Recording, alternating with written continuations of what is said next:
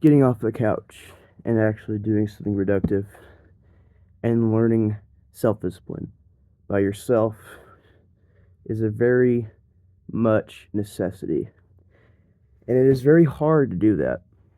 Um, but allow me to give you some advice for that. Step one, finding people that like you is actually a harder task than it sounds. Nowadays, as a younger person, typically, screw it.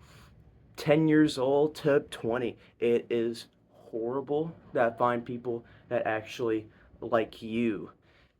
What do I mean by this? People that enjoy your presence, care about you, and want to hear about what you have to say. Now, I'm not saying I have the best friends in the world. I'm not saying I don't have the worst friends in the world. But what I can give you is find people that enjoy you for you and aren't dicks. Now, different people might have their own definition of a dick. Some might be a big, hard throbbing cock, and the other might be a douche who just kind of keeps to themselves and doesn't really like talking to anybody. Or, Hey, hey, do you got any Nick? I'll suck your dick for some Nick. Please, give me some Nick. I'm shaking. Give me some Nick already. those kind of douchebags. The ones that vape all the time and think it's cool. The ones that play a sport and ignore your presence because you are just a simple simpleton that does not know the ways of playing with balls. Being in that kind of middle ground of I don't really do sports and I don't sit on my ass and watch TikTok all day sucks because you really have no one to really talk to nowadays, especially in school. And honestly, even as I'm working as a 17, almost 18-year-old, it's not that great. Take this for example. I had a group of friends that were nothing but a bunch of emos. It's about as bad as it sounds. Man, I want to grow up to be a drug addict. I want to work with dead bodies. I want to color my hair the whole fucking rainbow. I want to make everything about my personality so depressing and harsh and mean that no one likes me because that's so edgy and cool. Oh god, I want to suck off Kurt Cobain, bro. You know, those kinds of emos. We're talking about the fake emos, which sadly I was a part of for a while. Let me tell you, trying to get away from them is like trying to remove a leech covered in spikes and thorns. And you try to take it off, it keeps poking you, just I swear to God, low key, they suck to you and never leave you. They are always there, like an annoying ass ghost. Then, when you have a bunch of people that don't really like you because you were in those groups and may or may not like you because of some of the habits that you did pick up in the group, which sucks for you, sucks for me. But really, at the end of the day, it is up to you to pick up and change those habits. As hard as it might be, and as much of a stab in the neck as it might be to take in that pill. Now, this might not go for just emos. This might be, maybe you were kind of a douche as a sports kid. Maybe you were ghetto. Maybe you just want to change a new leaf from whatever friend group you were in and want to become a better person, which good for you. And know that some of the habits that you might have picked up in high school, if you don't change them, they're probably going to hurt you a lot more than they are going to help you as you get older. And part of that is recognizing not everybody or anyone has to really like you. Like, it's not really the end of the world if a lot of people or some people don't really like you. And it's okay because there's people out there that do like you. Change change yourself, become better. Don't go worse because you're just going to go back to those people. And who cares if people don't like you in high school? Who cares? They're probably not going to remember your name 5 years from now. It doesn't matter. And please, this is just something I want to tell I wish I told myself. Worry about you. Grow you. Don't focus on helping other people grow so much. Focus on you. True, some people might think that you're selfish for focusing on your needs sometimes, but really, you gotta have a backbone with what you want. Don't bully people. Don't force people to believe what you believe. Don't. Let them grow.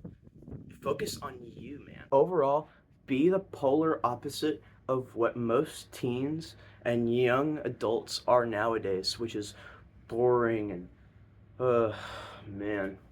I feel like being a douche today. I don't feel like talking to anybody. I'm not talking to anybody and I'm quiet and I smoke and that makes me cool. I'm just so cool, man. Like people would be all over me, like those bitches would just be crawling all over me. Oh, I'm drowning in bitches. Somebody help me. That's not what's really going to happen.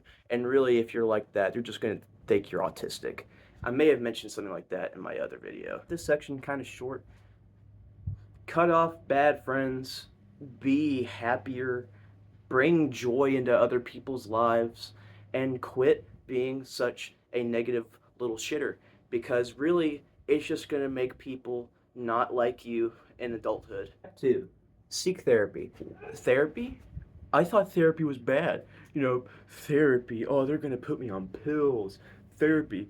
Oh, God, that's so cringe.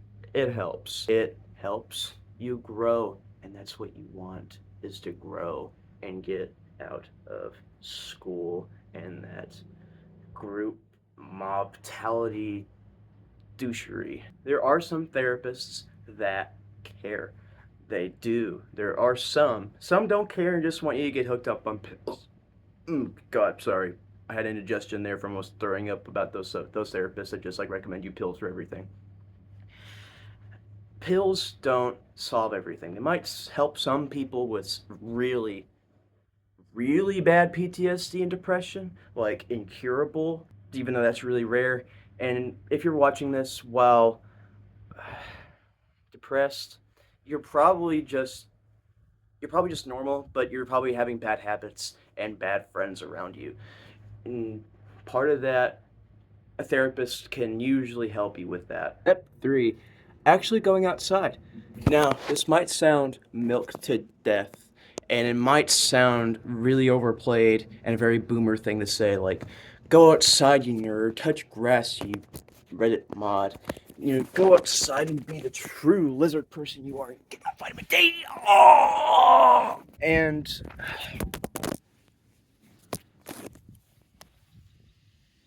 that being said, some of you might be saying, oh, the bugs. Oh, the heat. I have to put on shorts and exercise. I have to walk away from my battery. Ow! And to that, I say Fortnite can wait. Now, might be a bit easier said than done if you have a gaming addiction. And that kind of rides the horse or caveat of going to a therapist.